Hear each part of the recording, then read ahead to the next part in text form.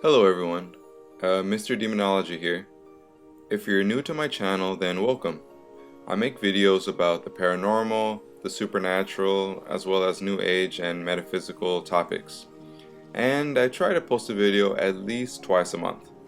So if you're interested in the strange world we live in, then consider subscribing. Let's go ahead and get into the video.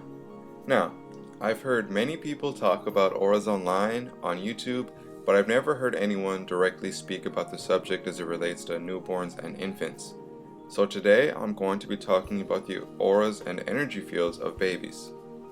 This information comes from the book Hands of Light, A Guide to Healing Through the Human Energy Field, and it is by a woman named Barbara Ann Brennan.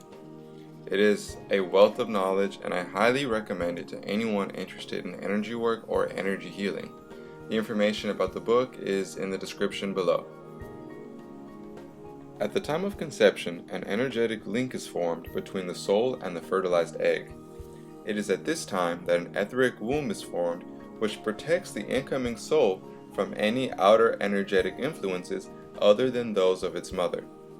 When the baby is born, it loses its protective etheric womb and is for the first time subjected to the influences of its environment. For the first time, it is alone in this sea of energy which surrounds all of us. The stronger fields of the heavenly bodies also influence the soul's new energy field at this time. When a baby is born, the sea of energy is now influenced by another new field, which adds to the greater and enriches it. It is as if another note is sounded and added to the already existing symphony of life. The process of awakening to the physical world is slow and continues after birth. Its soul occupies its higher energy bodies, so it sleeps frequently at this time. In the beginning of life, the child's job is that of becoming used to the limitations of physical sensation and to the three-dimensional world. Some newborns struggle with this process, finding difficulty squeezing themselves into the confinements of the tiny body of a baby.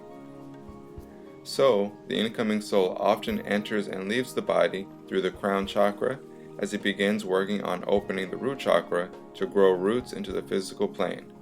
The root chakra looks like a very narrow funnel, and the crown chakra looks like a very wide funnel at this stage. The other chakras resemble small, shallow teacups connecting with narrow energy lines leading back to the body. The general auric field of a baby is amorphous, formless, and has a bluish or grayish color. As a baby fixes his attention on an object in the physical plane, the aura tenses and brightens, especially around the head. Then, as his attention fades, the aura fades in color. However, the baby retains some of that experience in the form of color in the aura. Each experience adds a little color to the aura and enhances its individuality. The child is working on aura building and will continue this throughout the life so that all of its experiences can be found there. After birth, there remains a strong energy connection between the mother and child. This connection is strongest at birth and will remain there throughout life, and as the child grows, it becomes less pronounced. The child's energy field is entirely open and vulnerable to the atmosphere in which he lives. Whether things are in the open or not, the child always senses what is going on between the parents. The child constantly reacts to his energetic environment in a manner consistent with his temperament.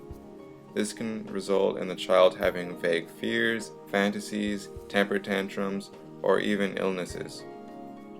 The child's chakras are all open in the sense that there is no protective screen over them, which screens out the incoming psychic influences. This makes the child very vulnerable and impressionable. Its chakras are not developed like those of an adult, and the energy that comes into them is still experienced in a vague way. It goes right into the energy field of the child, and the child must deal with it in some way. At around the age of 7, a protective screen is formed around the chakra openings, and the child is no longer as vulnerable as before. In addition to physical nourishment, breastfeeding gives etheric energy to the child.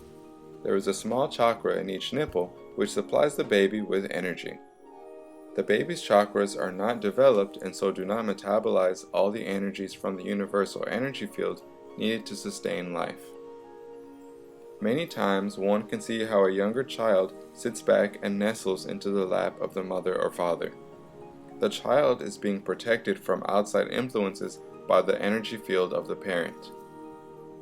Group therapy is bad for the child to experience or even be present for because of the large energetic and emotional releases from those who are working through issues.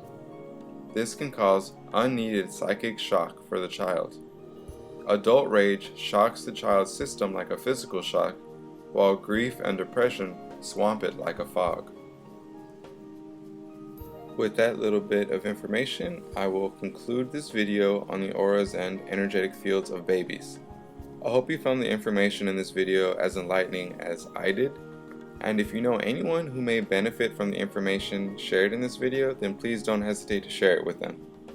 If you have any opinions or personal insights into this topic, then please share in the comments because it would be awesome to hear what you all have to say.